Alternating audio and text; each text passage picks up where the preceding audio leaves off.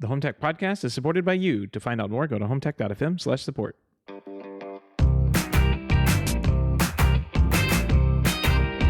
This is the HomeTech podcast for Friday, November 8th from Denver, Colorado. I'm Jason Griffin.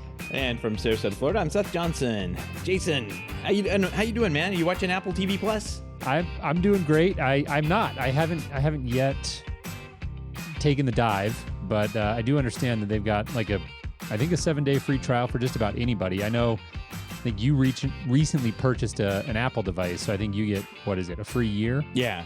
With that? Yeah, so there's a big launch this last week. They finally, Apple TV Plus is out, and yeah, when you buy a newer Apple device, like the phone or whatever, I was on the upgrade cycle, so I got, just like, okay, well, I'll upgrade my phone and keep going with that, and I was wondering last week if I was going to get the free trial, and I think it's a year's trial. And I did. So I've been checking it out. I've been trying to watch some things. Well, what's your experience been like? Because I've certainly been reading some lukewarm reviews on the app, at least. I haven't dived in to read any reviews on the content specifically, but I know the app seems to be getting kind of mixed reviews. Well, I can kind of touch on the content real quick. The content has been, and I'll try and go find these like screenshots of like the Rotten Tomatoes reviews. Like the critics, they don't like the morning show and what was the other one? C, which is there's a blind. It's basically the entire world's blind and some babies are born and blah blah blah blah. Anyway, it's like a set in the way future yada yada yada type thing. Yeah yada yada yada. They didn't like that, but like all the shows that have been come out, like the popcorn rating, the one that the people like. Everybody likes them. So interesting. In true Apple fashion, they've released a product that critics don't like, yet everybody seems to want to use. So everyone else does. Yeah. That's a great point. I did think that was interesting. I've watched For All Mankind. I would have bought Apple. I knew you'd be all over that one. Yeah, and it's actually really cool. They're doing a really good job of it. They've got a number of. First off, it's got the guy from Patriot in it. So like the lead actor, Michael Doran. So like didn't really even recognize him.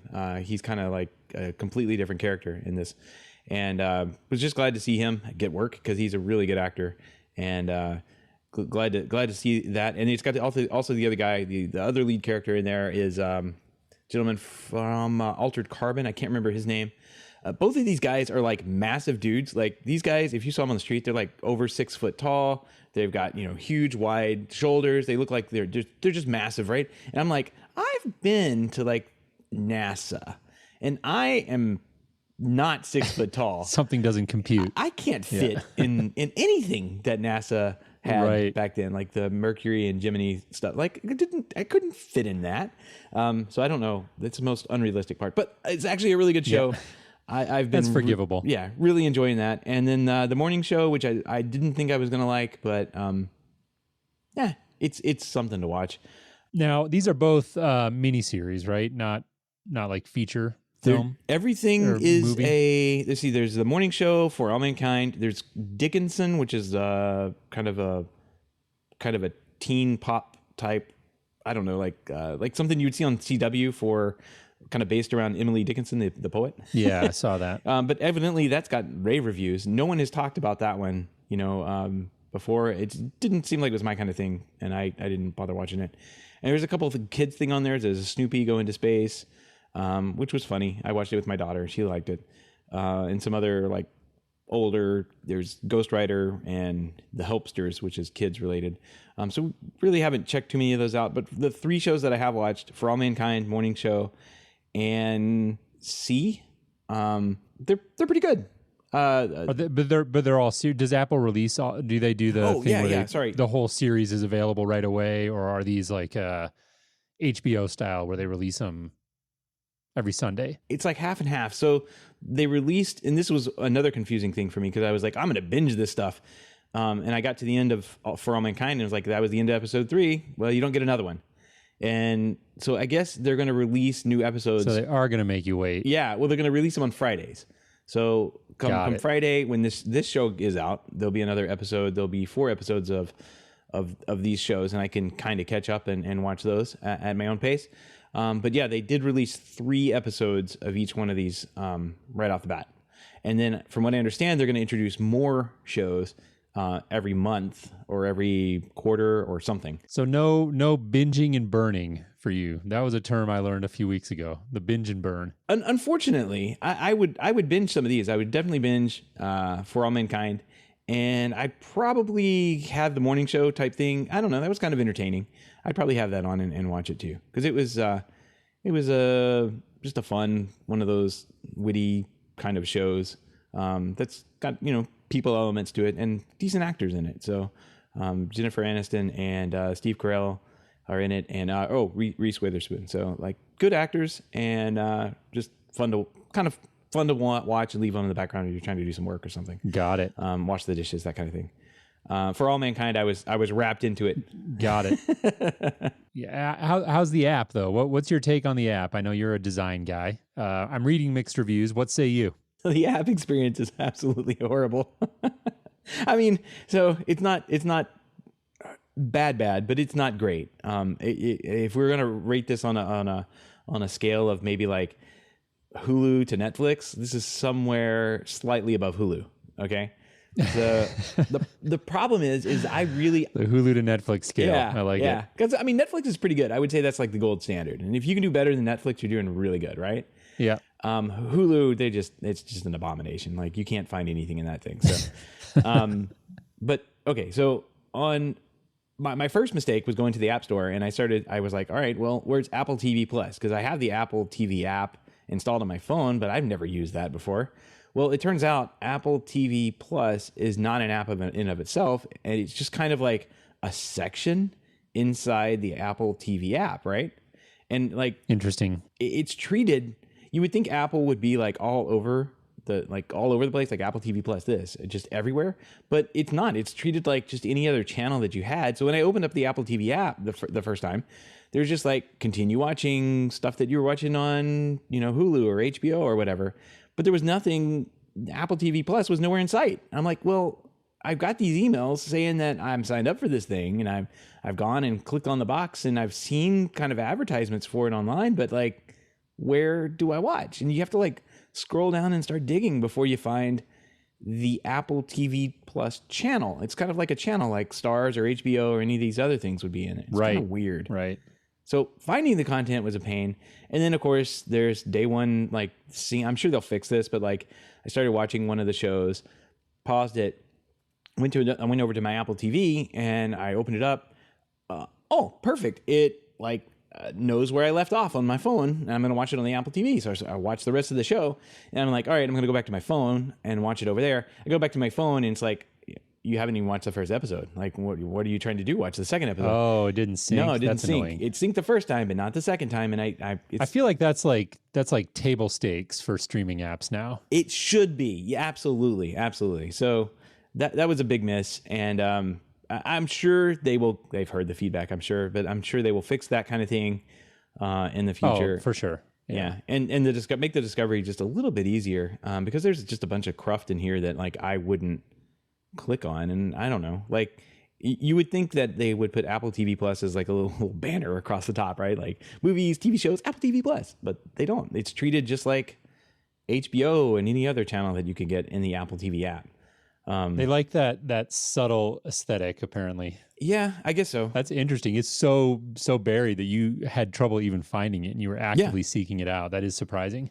Yeah. So other than those two things, once you figure out how to dig down and find the episodes and find the episode, each individual episode, you can get in there and watch them relatively easy. They even have it. They do.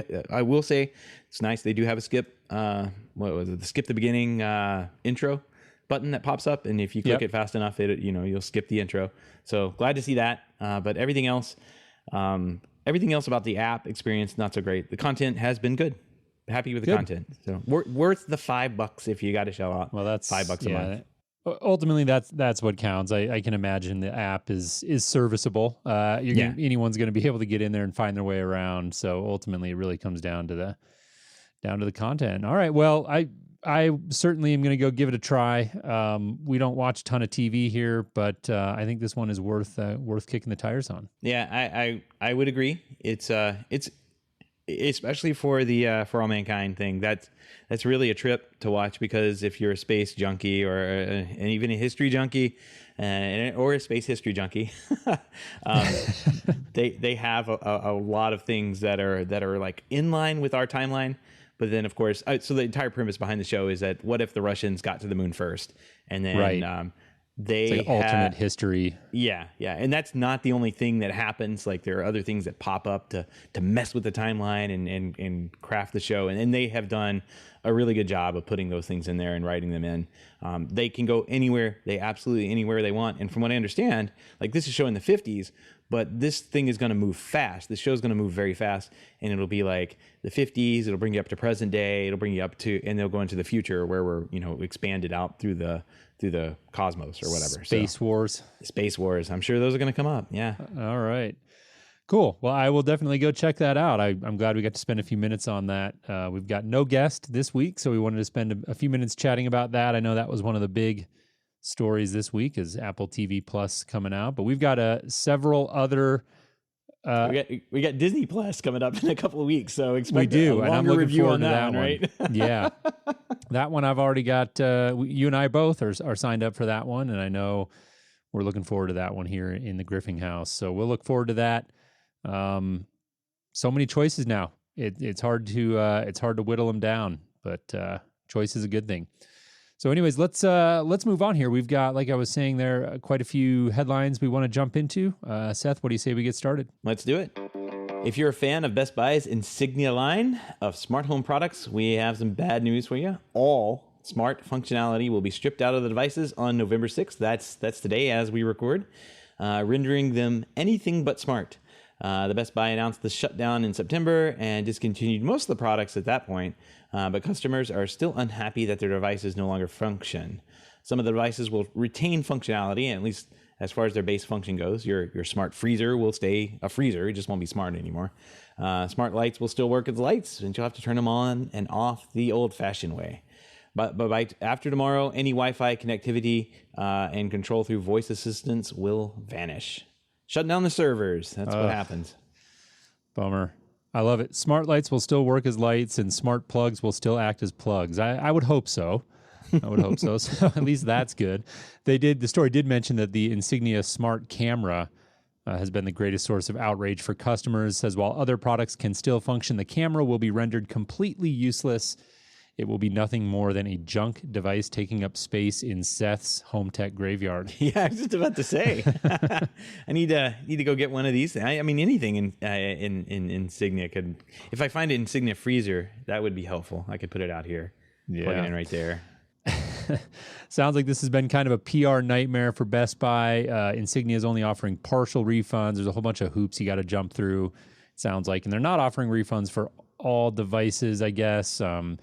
And surprisingly, they haven't really even given a reason. The story cited Lowe's, who at least kind of explained their decision, but Insignia hasn't really done it. Presumably, it's just the business case isn't there to keep all of this infrastructure up and running, and so they're pulling the plug. Yeah, it's very interesting to see this. You got Lowe's first. There's been a couple of other ones. Wink is still a big question mark. We've got Best Buy. These things take. These things take money to run, right? I mean, they're not cheap to run. I mean, it's not. They have to run these servers.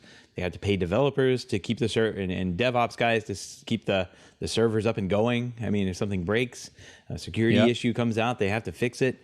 None of that comes free. And when they're selling products and things at a price point that there's no margin to make barely any profit off of, I mean, it makes sense to see some of this stuff going on. I wonder if this is not like a foreshadowing of more low-cost devices, kind of like calling it quits. Because we've seen that like slowly start creeping in, and I'm wondering, if they don't look around and say, what happens to us if we can't make our numbers? Like, what's going to happen?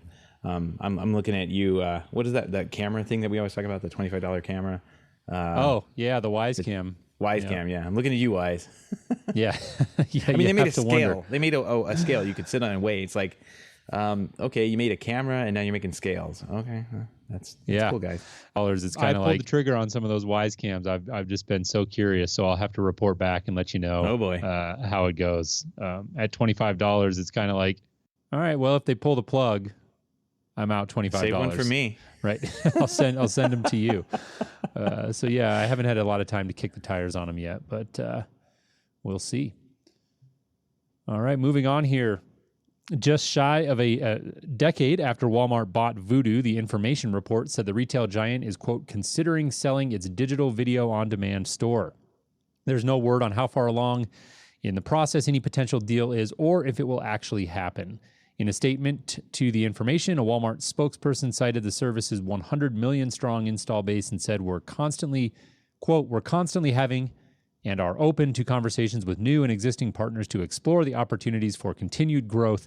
However, we never share the details of those discussions, which is all corporate speak for, yes, we are looking to dump this off as quickly as possible. It's not shocking. Vudu is an interesting one. They've been around, like the story said, for 10 years. When they came out, it was, if I recall correctly, it was really tied. It was tied to a set-top box. Yeah, there was a hardware. Like we sold them. I remember those. $300 or $400 set-top box. Integrators will remember that. And then it kind of moved over to streaming. It had some interesting things going when it was Ultraviolet was still a thing, like where you could access DVD digital copies on your Ultraviolet locker. That's kind of going away. You know, Ultraviolet's dead. Disney's Movies Anywhere is taking over a lot of that space. So the landscape has changed, and Vudu's hung on for quite a while. But you just wonder how much longer Vudu is for the world here. Don over there asks, "Is DivX still a thing?" That's right. We're going back. We're going back. Circuit now. City days. Yeah, you're. That's right. No. Let's not get into DivX. I will post. That's a sore spot. Yeah, very sore spot. It was not a good time if you were someone who worked at Circuit City and then had to sell stuff after they pulled the plug on that one. Kind of like working at Best Buy and selling Insignia stuff. And then, all right, moving on. That's right. Google is buying Fitbit for big money, $2.1 billion in cash. The two companies just announced the deal yesterday. Fitbit will be folded into Google, and that means it will be making a fresh generation of wearables that will run Wear OS and be branded as made by Google devices.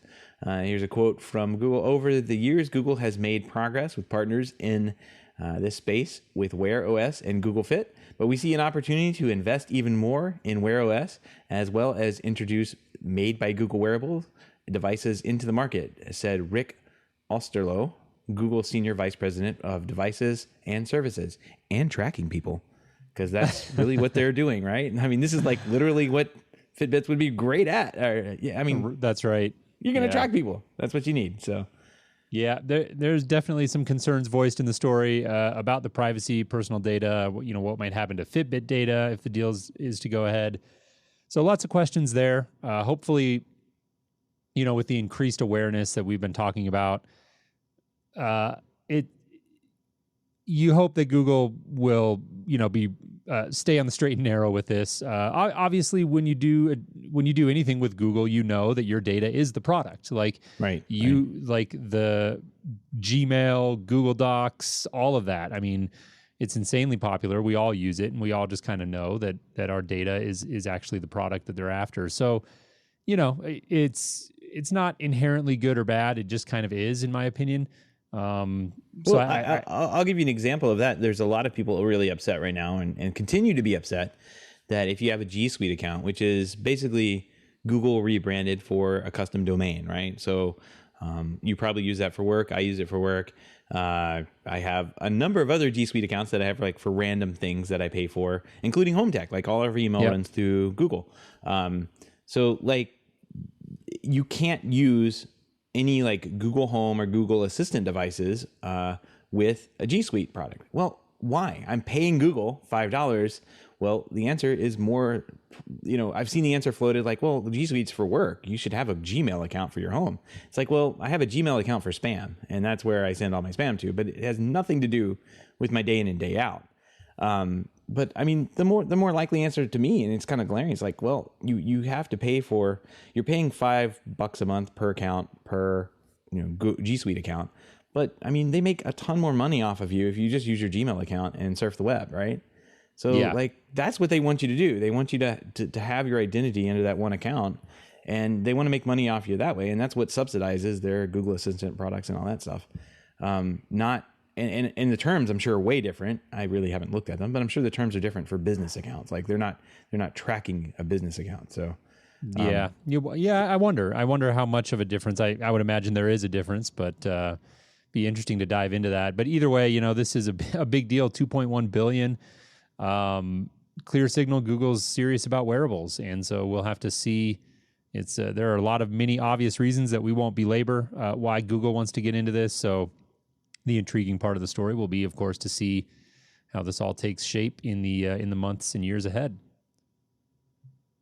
Moving on here in one of our what's becoming kind of a recurring almost series here, Seth, of things that I don't know if I should laugh or be concerned about with regards to network security.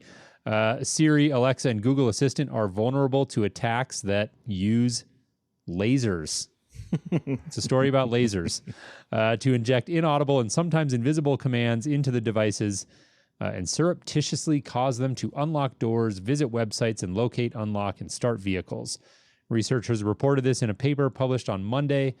Dubbed Light Commands, the attack works against Facebook Portal and a variety of phones as well. Shining a low-powered laser into these voice-activated systems allows attackers to inject commands of their choice from as far as 360 feet or 110 meters away.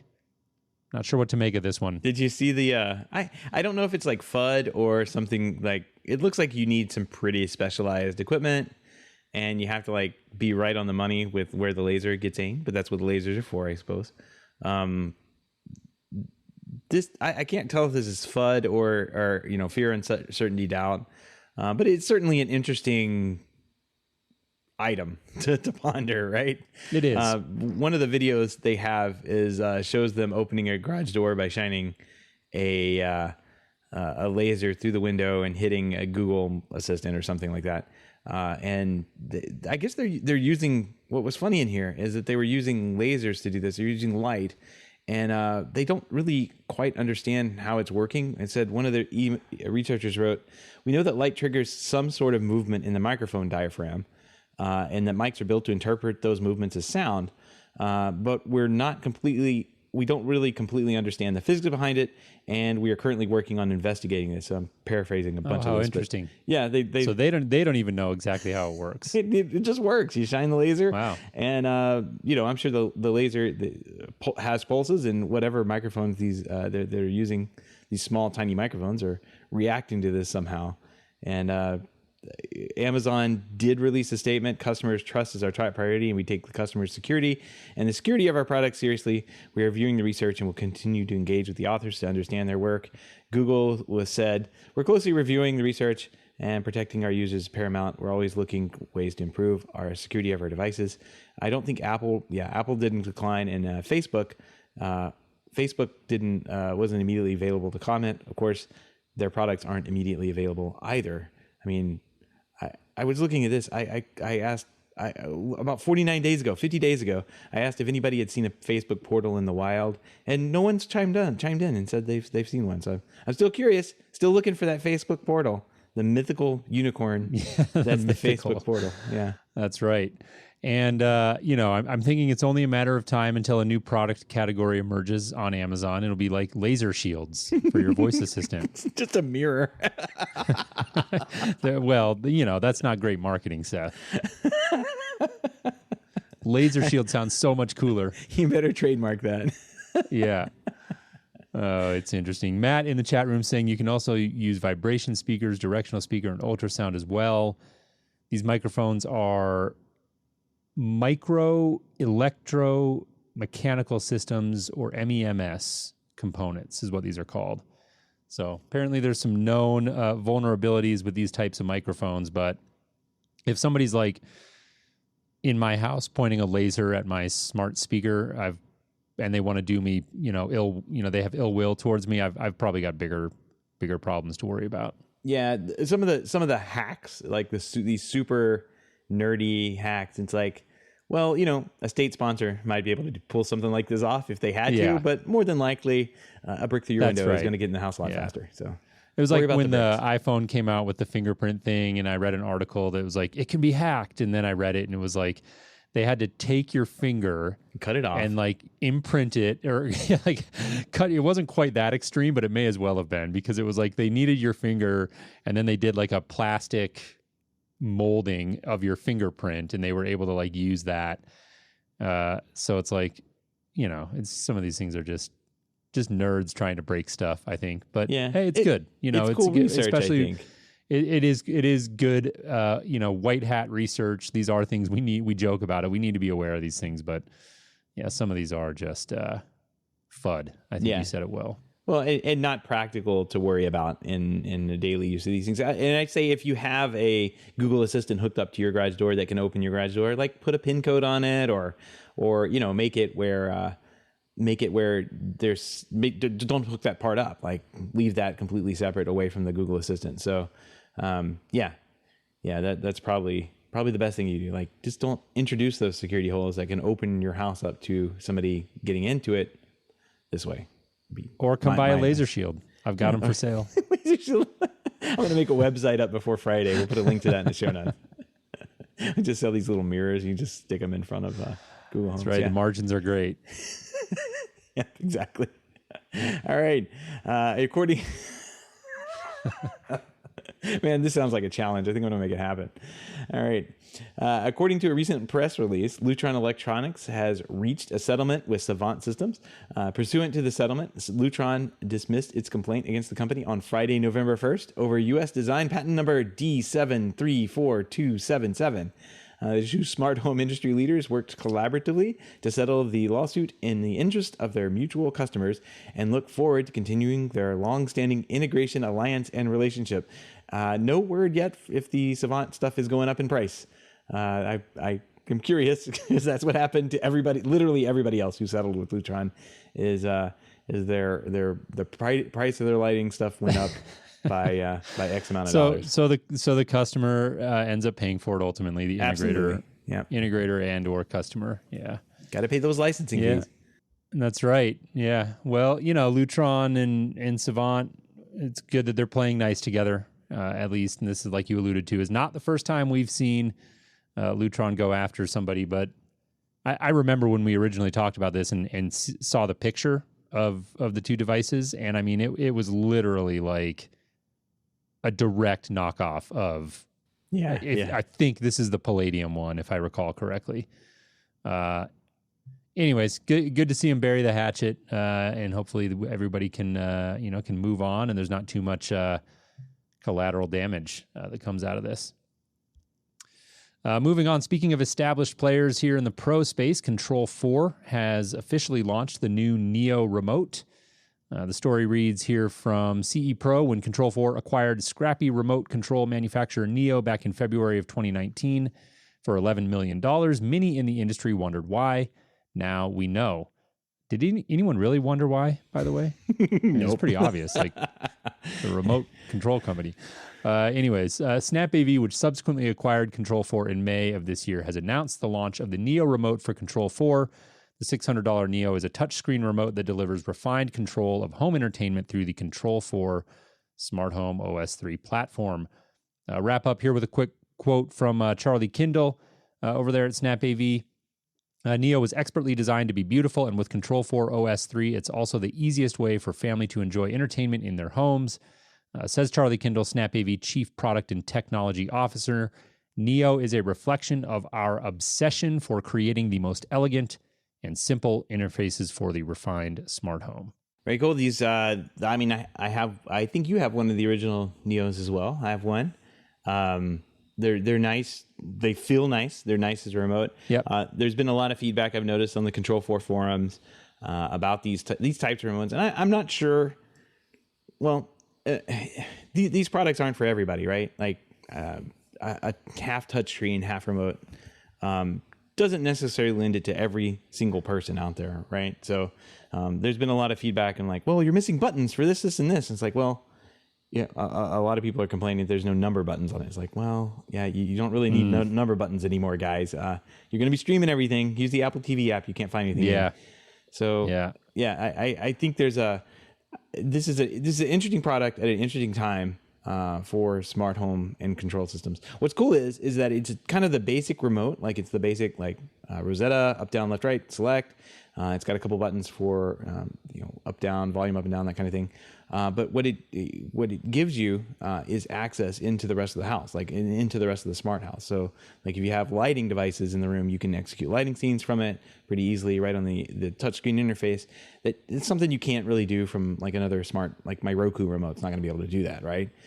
So it's definitely a nice remote to have for that. And I think it's going to be well positioned coming into the future when these smart homes are intermixed with more streaming platforms, and we're as integrators, we're going to have to figure out how to best get those working with the house. And I think this is stage one of Control4's development, and obviously I saw a CE Pro article where they interviewed Corden and Charlie Kindle, and they said this was on the roadmap, but seeing NEEO there basically sped up that roadmap, and we were able to acquire and just basically take their remote, slap our software on top of it, and get it working with our systems within this amount of time, and there you go. Now they have a touchscreen remote like most everybody else in the industry. Yeah, I mean it's great for Control4 and presumably for NEEO. It's great for Control4 dealers and customers. I know there were definitely some losers on the end of that bargain from NEEO as they started as very much a DIY remote. Most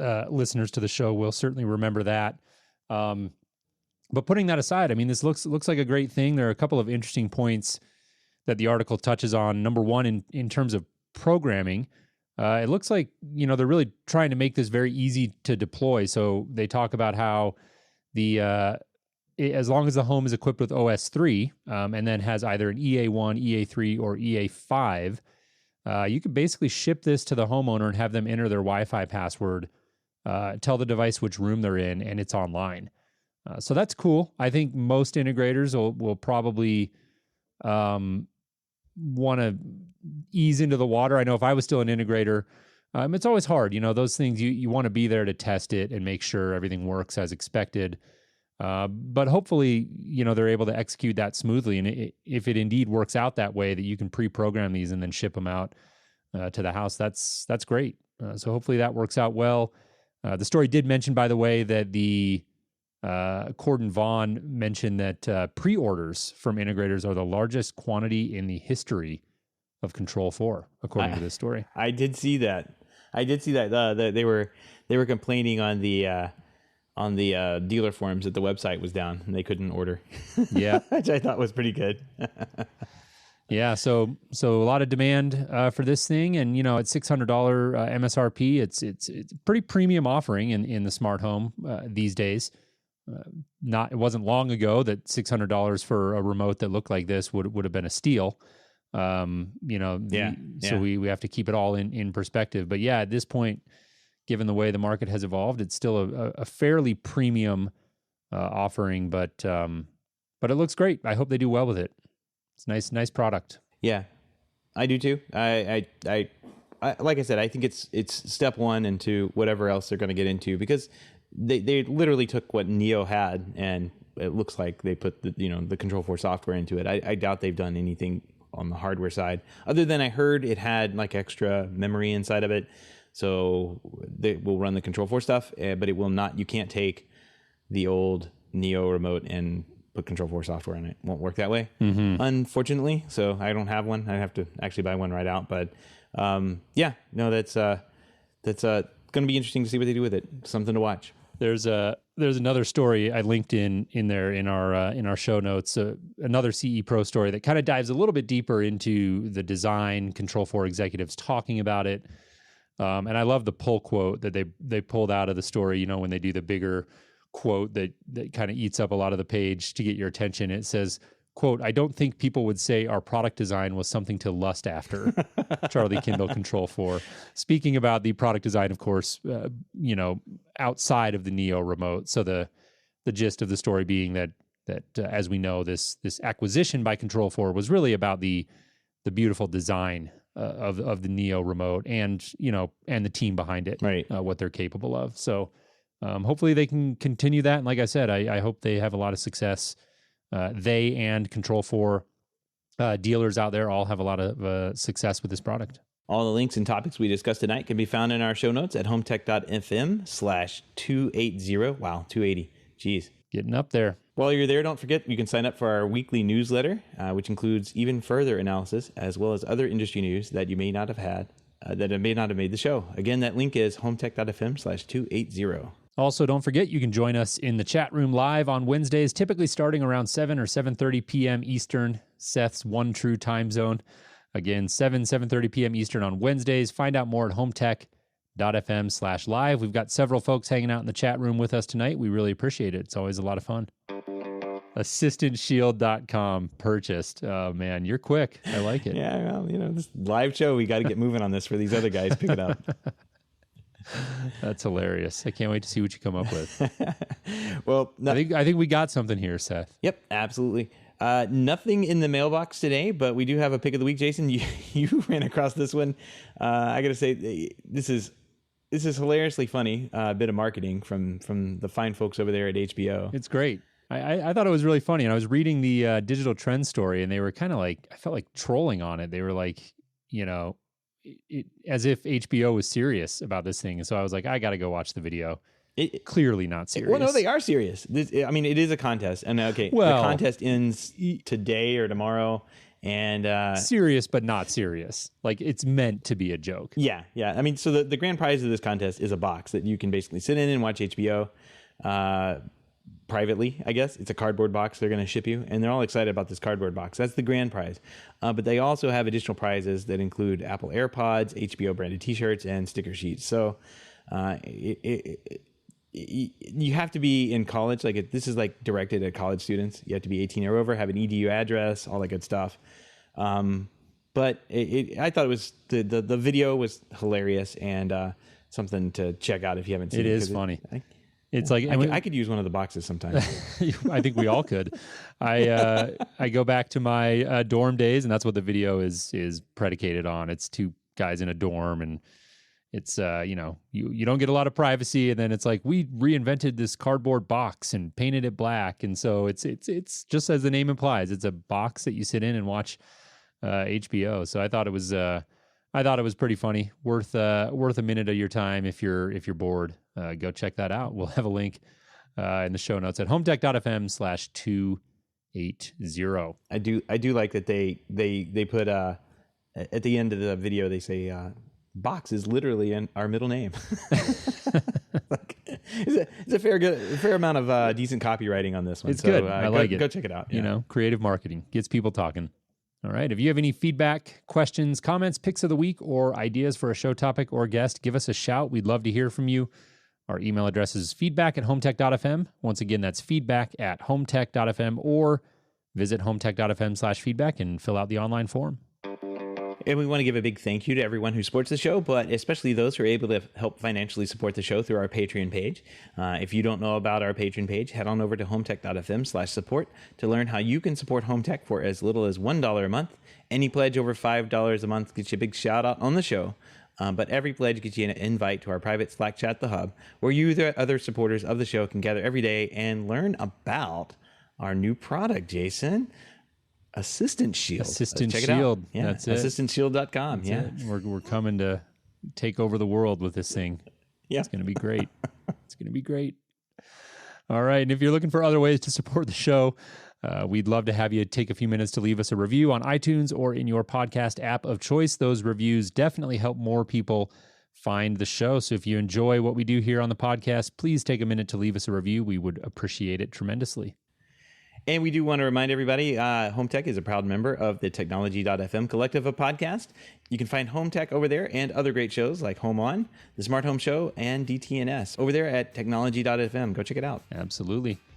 All right, Seth. Well, that'll do it for us this week. We are buttoning up the final details as we record here. So I'm going to go out on a limb a little bit. I think things are pretty much firmed up. We're going to have, speaking of Snap AV this week and the NEEO remote, we're looking to have G. Paul Hess from Snap AV come join us on the show So that'll be great. I know G. Paul fairly well, and he's got a really interesting background in terms of coming up as an integrator. Started out as an integrator and is now very high up over there at Snap AV, and it'll be a lot of fun to bring him on to catch up on everything that's going on over there. So definitely be sure to tune in for that. Yeah, that should be a very good interview, and I can't wait to talk to him.